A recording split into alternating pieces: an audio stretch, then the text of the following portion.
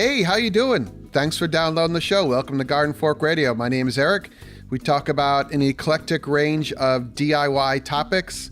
Today, I'm here with my friend Will. We're going to be talking about putting your equipment away for winter, fall, it's spring. Put your winter equipment away, a ceiling fan install, and soil test. Welcome, sir. How are you doing today? Well, if you listen to the previous podcast, I'm getting over COVID. Lots of rest, drink lots of water. You'll be okay.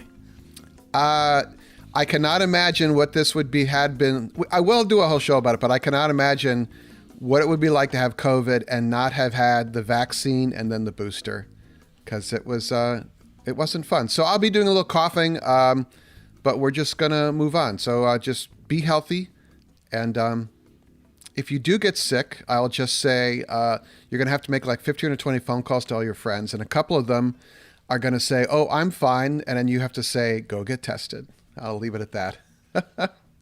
It's funny because you have to go through that exercise where you think of, well, who was I around during whatever to make sure that they didn't have any issues or anything like that. So it's actually pretty easy to do. And honestly, I mean, when we got it, nobody really had a concern of necessarily like, oh, okay, well, we'll watch ourselves. And it wasn't like anybody was angry or anything like that or uncomfortable about the conversation. So I think it's kind of become a social norm now. Yeah. So we both have equipment, outdoor power equipment that is gas powered that we only use in the winter. And I think a lot of people do. And then it sits in the garage all summer. And then when they go to start it up in the fall, it doesn't start. Yeah, it's funny. I looked back and we did a show back in September talking about getting ready to put all of your equipment away for the winter and getting all of your winter equipment out. Quite honestly, a lot of the same principles apply to the stuff that you use in the winter that now you're going to put away for the summer. So I thought it was a good timely topic since everything is starting to melt for snow and the weather's starting to warm up and people want to get outside. You should look at that power equipment and make sure that everything's taken care of, so next fall it's ready for you. And I had kind of an aha moment. Anyone that's listened to the show knows that I'm a big proponent of the gas stabilizer. I use the red kind. There's a blue brand. There's several brands out there, but it keeps the ethanol from ruining your carburetors and this little seals and jets and things in your engine. And then there's always been people that talked about seafoam. And I'm like, what's this thing? Actually, Don, the small engine doctor, Donny Boy on YouTube, and he was showing videos about, he had these clear containers of gas with water, and how if you poured seafoam in one of them, it would actually absorb the water. And I'm like, oh, what is this? And then I had a friend who had a Husqvarna chainsaw that he had gotten for free from a guy, and it had been sitting in a basement for like 10 years or something, and he couldn't get it started. And I'm like, well, let me try. So I got a turkey baster, regular gravy turkey baster. I keep that in my chainsaw kit. I pulled out all the old gas. I poured in some seafoam and some brand new pre-mixed 2-cycle gas, and the thing started up right away. It's amazing. We've used seafoam for our boats and for a lot of our small engines like the lawnmowers and stuff, but I've been using it more and more even as a way to, I don't want to say it cleans out the system, but it just seems to make everything run a lot smoother, especially on equipment that's a number of years old. I mean, a 10-year-old chainsaw still works just as good as a brand new one as long as it's taken care of. So, interestingly enough, that same friend had I call them putt-putt generators. They're those smaller generators that are all enclosed. They put out about 2,000 watts. They're about the size of a small suitcase. It's got little wheels a lot of the times. I don't know what that kind is called. It's not a full-size portable generator, the kind that has like a 13-horse motor on it. It has like a 2 or 3-horse motor in it, and it's all enclosed. And he had one, and we were working. He lives in a cabin, off-grid cabin, and we were putting up some timbers and stuff. And the little generator is going, and I'm like, what's with this thing? So I happen to have my chainsaw kit in the car, and so I just poured like a half a cup of seafoam into the gas tank. It's a small gas tank in those things. And in like 5 minutes, the engine's smoothed out on that little generator. Now, to be clear, and I think you'll agree with this, we're not saying don't use stabilizer. We're saying also use seafoam. Or are you suggesting using No, seafoam in both. place of it? No, I think you should use both. Agreed. We like to run a little bit of seafoam per the manufacturer's instructions through the gas tank at the beginning of the season. So when you're getting your lawnmower out and you're getting all of your power equipment out for the summer, I run seafoam through the gas tank then because it seems to kind of level it out, like you said. And then in the fall, we use the stabilizer and maybe a little bit, to take any moisture and condensation out of the gas tank, which will help you in the long haul. Right, because when gas is stored in a tank in your garage, it's hot, cold, and the moisture comes out of is the word solution, but basically the water starts to puddle and collect. I think usually at the bottom of the tank, and then it gets into the carburetor and it can rust the bowl of the carburetor. And it's all $9 for a bottle of this stuff, Right. The other thing I suggest people to do is like on your snowblower, stop at the not the gas station, but the automotive store and pick up a little container of like grease and grease up the parts because your snowblower rusts because there's moisture on it. So by greasing some of the moving parts on it, it makes sure that they don't freeze up or seize up over the summertime when it's just sitting there in your garage with nothing going on. Again, and there's a lot of moisture in your garage. There's probably a concrete slab. There may not be a vapor barrier under that slab, and again it gets hot and humid in a garage. The other thing, in addition to greasing everything, is a spray can of white lithium grease with the little straw attached, and you can shoot that down the little cableways. I don't know if that's the right word, but the shroud that envelops the cables and stuff for the power and the throttle and all that. I'm a big white lithium grease aficionado.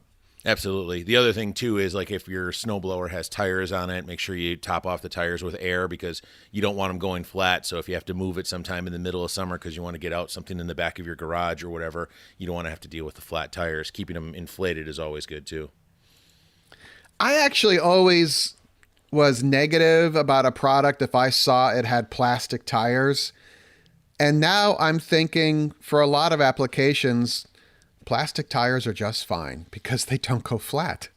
True. Actually, what I like is like, have you seen the wheelbarrows at the home improvement stores now where they have that little thin, really hard rubber tire and then a metal rim, I guess, would be the rest of it, and it would never go flat. You can run over nails and stuff. We've been swapping out our wheelbarrows at the resort and at our properties for that very reason that, those types of things always seem to go flat, or the little two-wheel dollies that you roll stuff around on and whatever, those always seem to go flat. So by changing to that, it seemed to work really well for us. I did see that. The reason to have regular air tires, which like I have on my chipper shredder, is if you're going over rough ground, like a yard that has some gravel or even you'll get a feel for it. But the plastic tires, they're better, I think, for asphalt and cement. And pneumatic tires and air-filled tires are a lot easier to roll across rough terrain, kind of like your quad. Your ATV, has low PSI, big fat tires because it absorbs all the crags and bumps and stuff. Whereas with plastic tires, that would be a little rougher ride. But there is really a place for plastic tires in my life. Did you know that, like on your Kubota, because we've done this with ours, so our tractor has air-filled tires, but we took it into the shop and they basically vacuum the air out of it and then they fill it with a foam that hardens inside of it, so you still get the kind of the squishiness of the tire, but it'll never go flat. And like I have nails stuck in the side of my tires, and we'll pull them right out of the tractor, and the tractor keeps running and everything perfectly fine because the tires never go flat. The guy actually said the tires will wear out long before they ever have an issue where they go flat or get a flat side on them or anything like that. So for us to never have something that you really rely on, like our tractor, to never have the tires go flat, that's kind of an option too that people can look at. I'd never heard of that before. Yeah, it's a pretty neat technique. I mean, back in the day, they used to put beet juice or different types of fluids inside the tires. And then kind of when the foam technology kind of caught up, now they fill the tires with a foam. Granted, it is a little bit rougher of a ride. You don't get that pneumatic benefit of an air tire where it takes out the bumps. It takes out a little bit, but I'd rather have a rougher ride and know it works every time versus having to worry about, okay, now we've got a $700 tire or $600 tire that's flat and we got to figure out how to fix it. Yeah, out in the woods. Yeah, exactly. All right, we're going to take a quick break here. When we come back, we're going to talk about ceiling fan installs that are 12 feet in the air. What fun.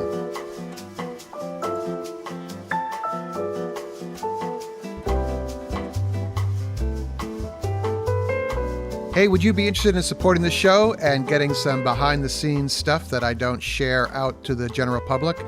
I've talked about Patreon before here. It's a program where it's kind of like the PBS model of a monthly support. So I'm asking for a cup of fancy coffee a month, if you'd like to consider that. And in return, I share with you sometimes stuff 4 times a week. Sometimes it's once a week. It just depends on where my brain is at. But I'm looking at the posts I've done recently. You can get them by email or on the Patreon app. The Patreon app is a much better experience, I think, but also by email.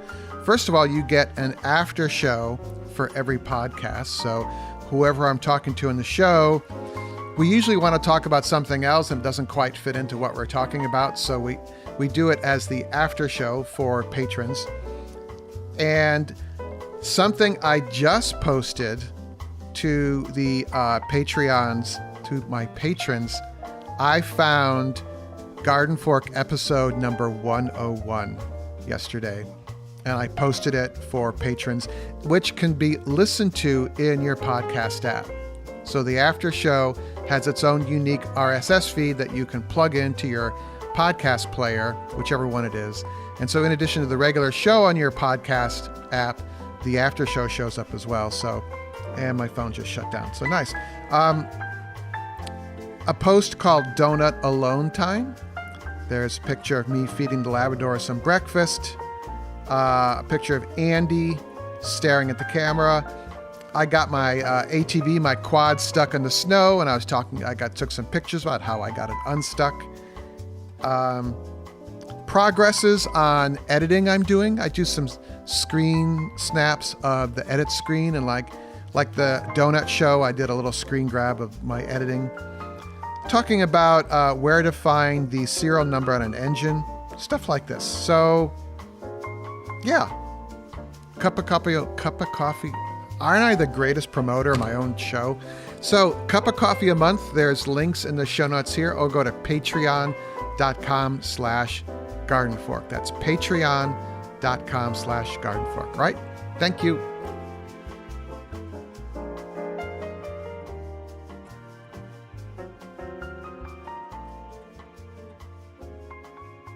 And hit the recording. Okay. And we're back. I wonder which little Eric commercial I'm going to insert between the shows here. Are we actually recording, or are we going to do a countdown in? No, I just hit the record button. Trying out a new technique, and now I've wrecked it. Sorry, everybody. If you're thinking about an e-bike, check out the Rad Power bike. I really like it, and it's not just because I have an affiliate relationship with them now. I've been talking about them since before then. But the e-bikes are not cheap. The good ones are not cheap, and these are good, and they're direct to consumer. I'm a big fanboy of them. So there'll be an affiliate link in the show notes here if you want to check that out. But I had to replace the ceiling fans in the rental apartment in our row house. And I forgot how high up in the air they were, and that was not fun. You know, I watched that video, and where the camera was placed, it was hard to tell how tall or how high up you were. But then when you took a step back and you saw you standing on the ground and you couldn't see the top of the ladder, then you knew, okay, that's pretty serious height up there. I have an 8-foot ladder, but I really need a 10-foot. But the problem is storing that in a house. I mean, we have a narrow, small house, and where are you going to keep a 10-foot step ladder? And I only go up, the ceilings on the 3rd floor are very high, but I'm only up there every 10 years, you know? Right. Yeah. But No, when you're on an 8-footer, you're at the top rung and you're leaning a little bit. And I'm like, I felt like I should rope my knees to the ladder, you know? then when you're done later on that day, you're sitting in the easy chair and you're like, why are the front of my legs so sore? And it's because you had your legs locked and you're trying to hold yourself and your weight plus do all the work. It's a position you're not normally in life. It also helps just to have someone else help you. And I didn't have that, but I always assemble the ceiling fan up in the air. Some people assemble them on the ground, and then, you know, you got to hump this thing all the way up and get it to lock on to the mount. That's really a 2-person thing. Yeah, I would say, I mean, maybe you could assemble the motor assembly on the ground. I mean, it depends on the brand you get, but assemble the motor assembly on the ground. But trying to pick up a fan with, you know, the blades on it at the same time and get it at the right spot and get in there, just impossible. Yeah, I mean, thankfully we have cordless power tools now, just to zip the screws right in. Yes, absolutely. Now, are all those fans, did you put remote controls in with them? I can't remember. No, I'm actually very anti-remote control when it comes to ceiling fans. Why is that? Because they break. The remote controls break. Really? And then you have to buy a third-party remote control and try and get it to work. And when they're 11 or 12 feet up in the air, I just put pull chains on them. The part that I hate about the remote controls more than anything, if I'm going to vent for a minute here, why is the controller so big? It's almost impossible to get it into that shroud. Like you have to kind of wiggle it to try to slide it between and fit. It's like they never thought about that. Hey, by the way, this thing needs to be small because I don't have a 12-inch circle that I can hide this behind. It's usually a little 4-inch thing up on the ceiling. So you're talking about the remote control electronics that are sitting above the ceiling fan motor. Right. That's always been my gripe with them, is that the controls are always so big. Like, you don't want to buy one that's built in because once it breaks, you're done. But like some of the brand names have these little white boxes that you can mount in there to give you the remote control. But they're so large, it's impossible to fit it into that little 4-inch, box that's up on the ceiling unless you're super magical with it.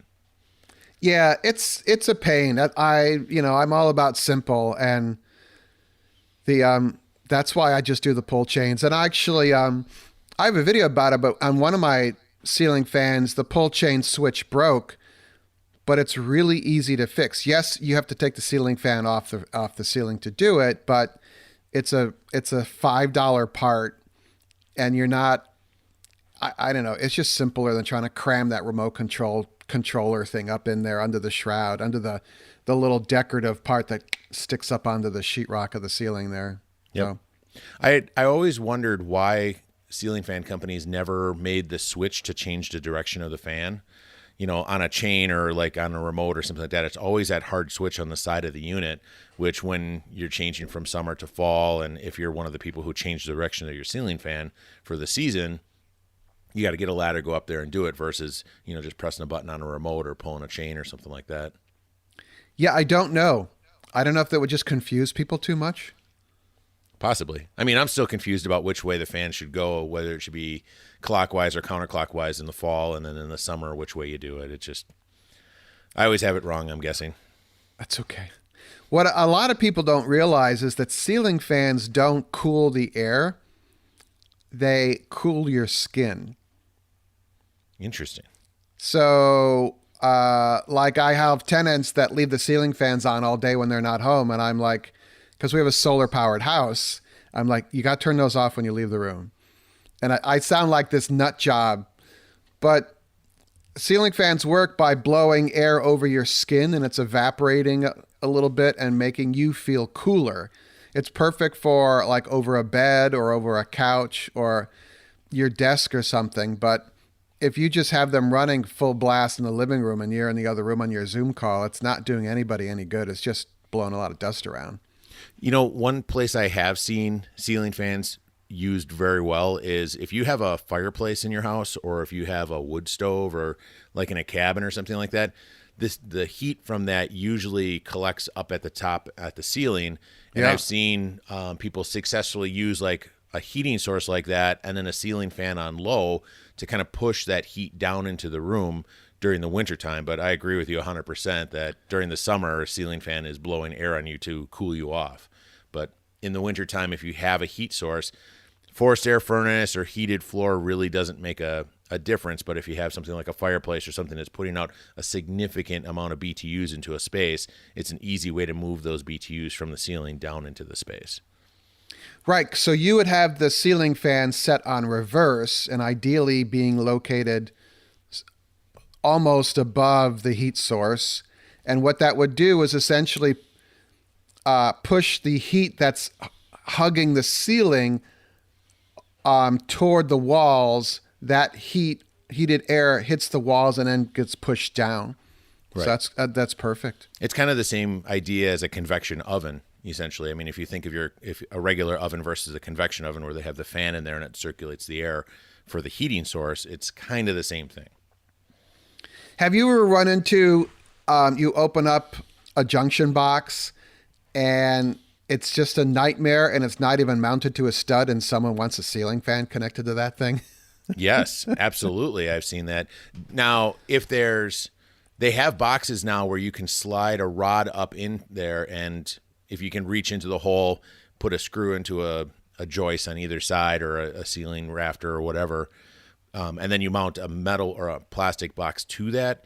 But honestly, in a lot of those scenarios, they're very challenging to install. The other one is if let's say you're wanting to put a ceiling fan up in a space and the ceiling joist is right there where you want to put it, they now have a box actually that looks like kind of like a U shape on the back of it, and you can slide it up on either side of that 2x4 or 2x6 or 2x8 or whatever it is, and then there's a screw that goes sideways between it so that then it doesn't span between the spaces. It slides right up over the 2x4. We've used that before, and the box is really narrow so that then it's only the thickness of a 2x4, or not 2x4, but sheetrock, so it ends up being flush with the ceiling once you put it in. Yeah, I have seen those, and they're really nice. I always put a couple of really big screws into the box. And if it isn't on a joist, I won't put a ceiling fan in it. I mean, around here, the houses were originally lit with gas.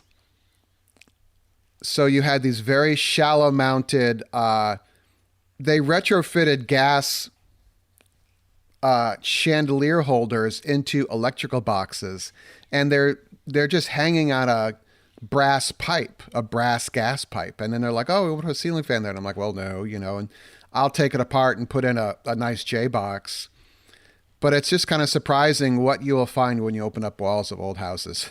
Yes, and it's always a challenge. People ask me, what's better, new construction or remodeling? And quite honestly, when you have a clean slate of, a slab of concrete or a foundation, you can build everything from scratch. I honestly think new construction is way easier than doing a remodel. These DIY remodel jobs and things like that, when you open up the walls, you just never know what you're going to find in there. And then once you open it up, that's when the challenge goes is, okay, I know what I want it to end like, and I know what we have. How do I bridge the gap between those is where the goofy stuff comes into play. Extension cords. Oh, did I ever tell you the story about we had a house where if you touch the sink in the bathroom and touch the light fixture on the wall, you get electrocuted. Come to find out, the owner or the previous person, that wire that's that lamp cord that you get, that you see where it's like just two wires with a little bit of shielding on it? Yeah, we call it zip cord. Yeah. So they usually use them for like lamps and things like that if a wire is going across the ground to go to the outlet. Well, the guy cut the ends off of it and then wired into the kitchen the electrical, and then all of the electrical for the bathroom and the laundry room was running through that one cord off of one outlet in the kitchen. How did it not burn down? Oh, yeah. There's a website online. I don't know if it's still up or not, but it was called There I Fixed It. And it was all the goofy things like that, like people who put water heaters laying on their side in attics and, duct tape, and like a door. If it gets stuck around a cabinet, they cut a little square out of the door so the door swings past the cabinet, but now there's a big hole in the door. I'm looking pretty good right now. Yeah, I look at that and I feel better about myself. All right, when we come back, soil tests. The big question is, do we know anything about them?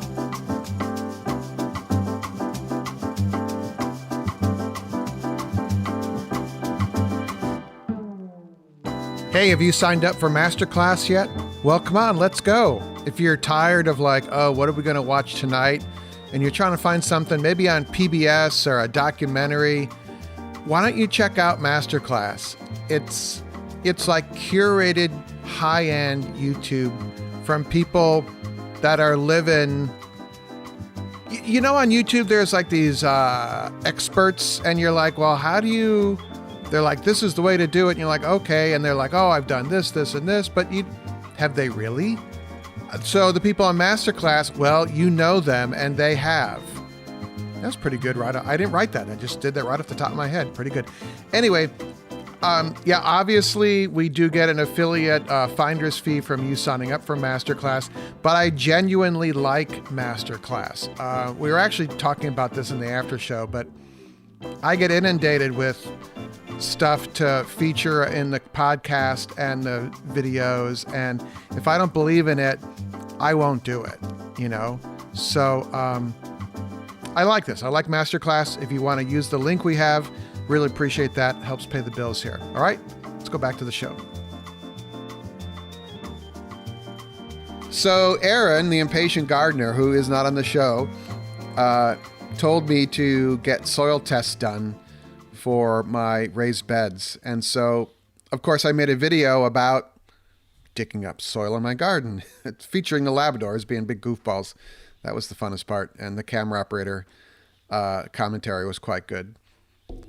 Yes, and I thought the audience was heckling you very well in that video. Yeah.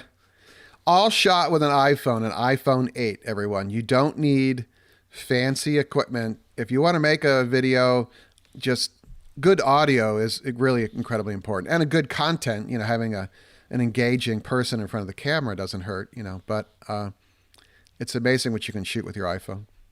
So you're telling me that really super nice camera doesn't make my content any better? It's the quality of the person on the camera. Yeah. Yeah. Okay. Good to know. I'll write that down. So it was interesting because I mentioned the soil tests, and my people that watch the show on YouTube were all asking these deep dive questions, and also my patrons were as well on Patreon. And all of a sudden I'm like, oh, I'm out of my element here. All I knew to do was to dig out this dirt and mix it up in the bucket and take out a sample of that and label it and write a check. I find it interesting that service is available basically in every state. After I watched the video, I looked online to see, because I always thought soil testing was, throw a little in your mouth. If it tastes okay, you're good to go. And I didn't know that there was a science to this stuff. So I guess Aaron is going to have to explain how this all works. But every state has an extension office where you can contact them or a university and send it to them. And, for a small fee, they would do this. I just think that's the coolest little service. Yeah, this is the University of Connecticut, and this is part of their agrarian program. I guess I can't remember the exact word. I wrote out the shipping label the other day, but they have a soil science program, and I don't know if they make a profit. I mean, each sample was $15, and I did 4 samples because I know 2 sets of my raised beds have the exact same soil in them, because when I built them, I put the same dirt in there and everything. And I thought, wow, this is going to end up being like $90. So I had to deduct a little bit of money from that. But for $15, they give you the whole run. And I'm not sure how long it takes to do that. But then they have to email you, or they have to write you a form letter back. So I don't think they're making a lot of profit. I think what it does is I'm sure it's probably run by students or graduate students or someone like that. But there's also the U.S. Department of Agriculture and the state departments of agriculture have what are called extension offices throughout their states, because they want to support farmers. And I think in an ancillary way, they're also helping homeowners. And so they offer soil tests as well. So an interesting item on the soil test, and I know that you guys talk about it for gardening a lot, but I kind of went down the rabbit hole of soil tests, and one of the things I came across was a suggestion where, let's say you have a yard where your grass doesn't grow in a certain part of your yard for some reason, that just it's not just for gardens. You could take some of that soil and have it tested to find out, oh, maybe the acid is too high and that's why the grass always dies there, or there's something missing, so that then if you have a spot in your yard where for whatever reason you can't grow grass, or it's a property that you bought and it's got a really poor backyard with regards to grass, that you can do that same type of testing to tell you what you should add to your soil for your yard also. So I thought that was kind of an interesting spin on the soil testing piece. Yeah, I like it. I mean, you could buy a house and find out that the backyard has, a toxic waste dump in it and something. That happens. Oh, look at that. They buried a whole bunch of 55-gallon drums that are leaking. Yeah, they're glowing. That does happen. Just be careful, everyone. When we bought one property, there was a barrel in the garage, and you're like, okay, what's in there? Yep. We took care of it. It was fine. It was just old oil, but nonetheless, stuff to be careful about. But yeah, you can test your yard as well, and you can do different areas. You don't have to just test one area, and then that's going to be the outcome for the rest of the yard. You could have different problem areas. Yeah, because, I mean, depending on what you have going on, like we have an area at one of our properties where there's a whole bunch of pine trees, and the grass just dies constantly under there. And we did a little research. Come to find out, you get some, I think it's pelletized lime, the little pellets, yep. And basically sprinkle it around out there, and it kind of sweetens the soil. Then we put the grass seed down, and boom, we've got grass under the pine trees now. And it was, we had to rake up the pine needles and everything like that, sweeten the soil a little bit, but it's stuck, and it's no longer a mud patch on the property. Yeah, you'll have to do the lime treatment on a regular basis now. Yep. But pelletized lime is $6 a bag, so... And it goes forever. I mean, it's a bag you can do a very large area with. So everyone, when we say pelletized lime, limestone is quarried, and it's usually then turned into a powder, which farmers use, and they spread it on their fields. But as an additional process, the quarry or the processor will pelletize the lime. So they kind of compact it into looks like little pellets, little BBs or little Yep. mini ball bearings. And it's much easier to spread in a yard that way than buying the powder. If you buy the powdered stuff, it's like trying to spread talcum powder in your yard, and it just goes everywhere. Learn from me, by the way, no matter if you have the pellets or if you have the powder, wear a mask, because that powder and everything, you're breathing it in, and it'll build up in your nostrils and everything like that. And like I woke up the next morning and I had a bloody nose, and I'm like, oh, it was from that. So yeah, avoid the bloody nose. Well, cool. So I am amazed at how kind of the desire to go take a nap, even though I just woke up only a couple hours ago. So it's going to be a little bit of a shorter show here. We do have one juicy thing we're going to save for the patrons, and that's the new clothing optional colony camp resort that Will is talking about starting. Anyway, thanks for listening. If you're interested in becoming a supporter or a patron, there's information below. Thanks for listening. Go out and do cool stuff, and make it a great day. Garden Fork Radio is produced by Garden Fork Media, LLC in Brooklyn, New York.